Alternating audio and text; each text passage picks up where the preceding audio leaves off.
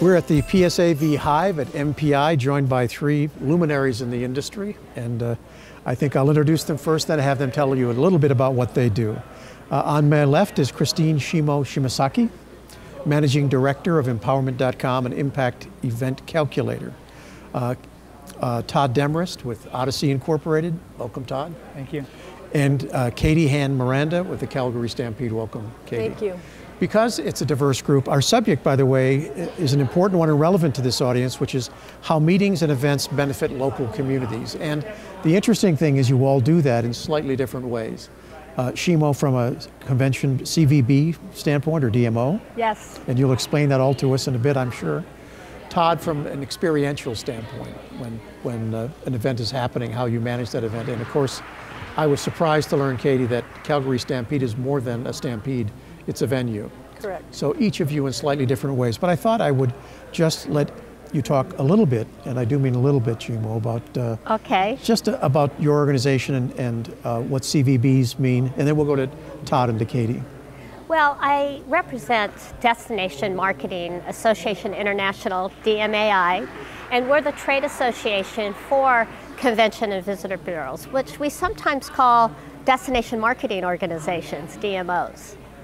But, you know, not all DMOs are convention and visitor bureaus. So for the sake of, I think, our discussion, I'll just call them CVBs. Fair enough, fair enough. And CVBs are the organization that people reach out to, planners, to find out, you'd like them to at least, information about a destination. You know, the convention and visitor bureaus are all nonprofit or government agencies who have been officially designated by their either city or county or their destination as the marketing arm for that destination. And the reason why they exist is really to drive demand, economic development, if you will, to the destination to improve the quality of life for its community.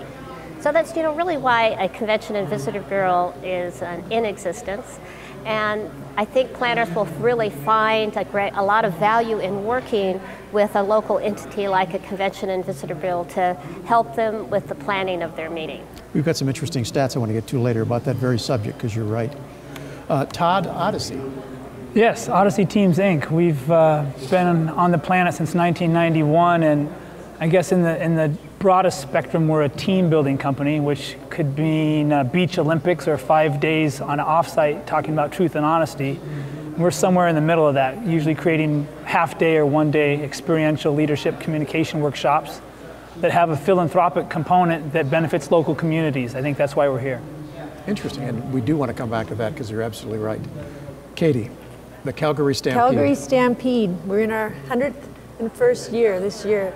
So we're also a non-for-profit organization, and we put back into the community in forms of education with agriculture, Western heritages and values, and that includes arts and youth. And we've evolved now to over 700 meetings and conventions and events a year, and one of those being the Calgary Stampede.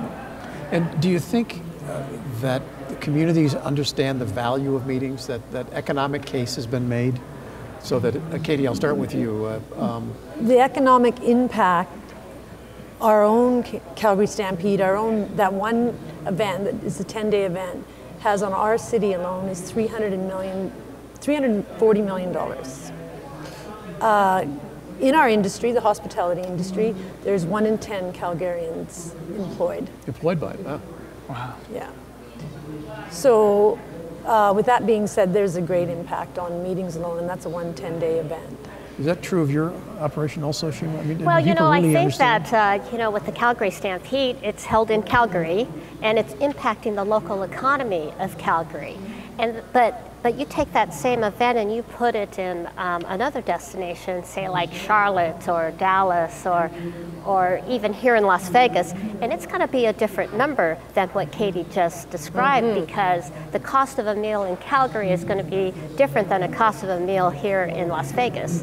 And so what was required by the industry was really to get a better understanding of the economic impact events do bring to the local community.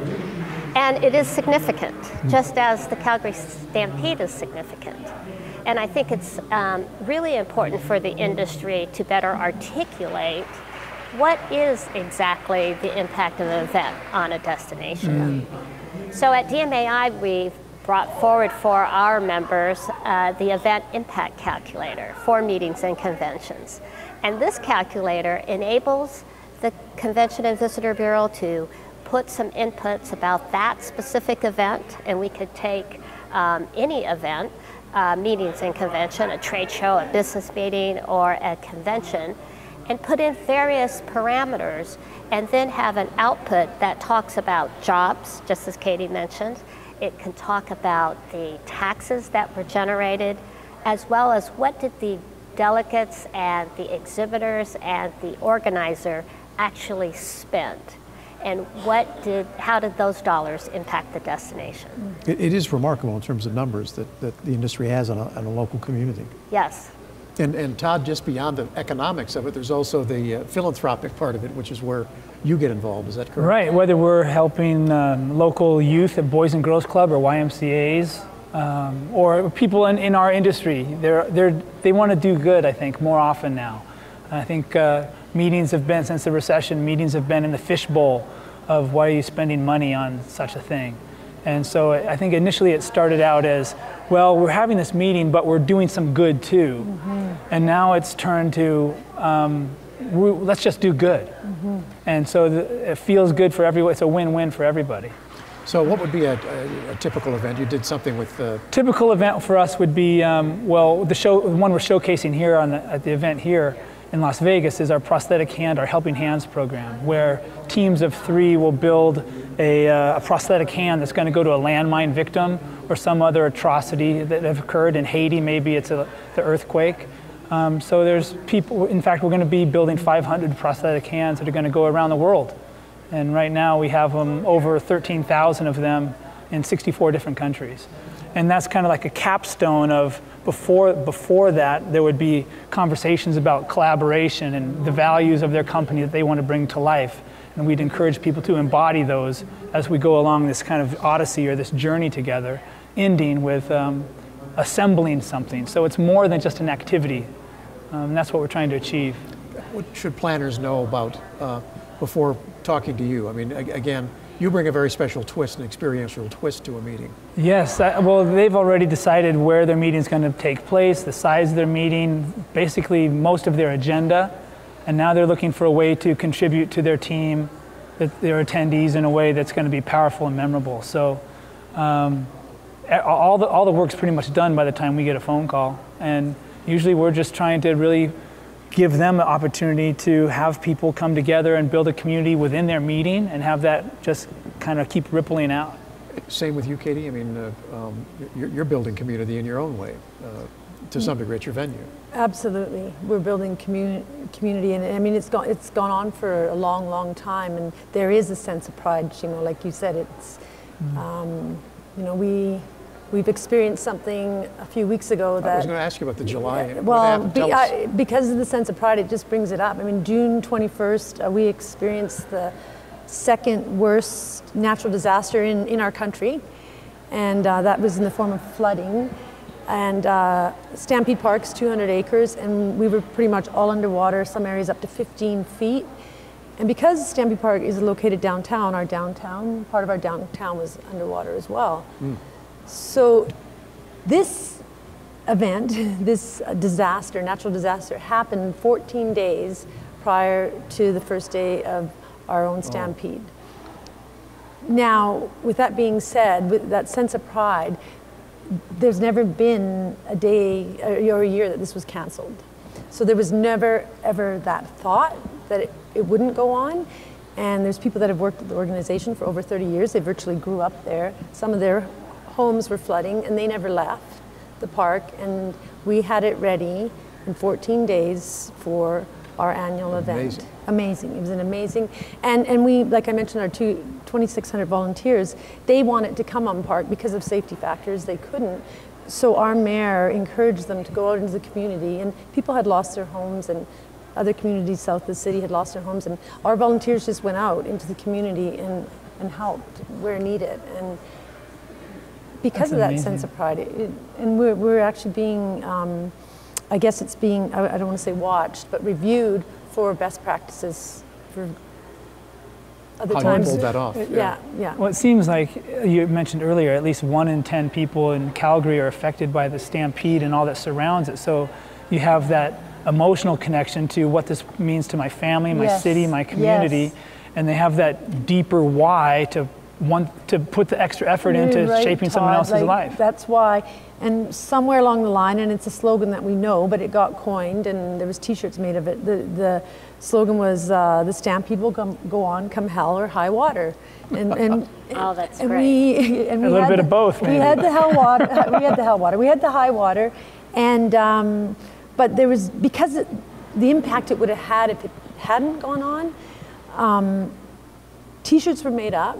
And we raised over $2.1 million for the T-shirt sales, and all that went to the Red Cross to help. So it was a complete cycle in terms of... Absolutely, yeah. Right. But you all were able to pull it off. Yeah, we pulled it off, and the event happened, and... Power of the human spirit. And there was never a thought that it wouldn't happen. Power of the human spirit, absolutely. So let's go around, kind of wrap it up, and I thank you for the thoughts, because they've all been constructive. I just wondered, as you look at the subject of events and communities, any thoughts about, for meeting planners as we move forward, how they should approach the impact of events on communities? I mean, how should they look at CVBs and experiential things, and what do you think? Well, I think when, number one, the job of a meeting professional is an onerous one. I mean, they have to wear a lot of hats, and today that hat is being pushed more towards strategic initiatives on really what role does a meeting play within their organization and what are the objectives, and they're having to handle quite a bit. What I would encourage planners to do is to really kind of take a look at their partnerships that they have with their the supply side of the community, and because convention and visitor bureaus are their best first point of contact to really help them find the right venue, find the right hotel, find the right facility for any size meeting. And we at the Destination Marketing Association International, as the trade association, are really focused at how can we really help educate planners on really about the industry issues, whether it's getting the best deal, whether it's getting the best advice, or pitfalls to avoid, because the industry is changing quite rapidly.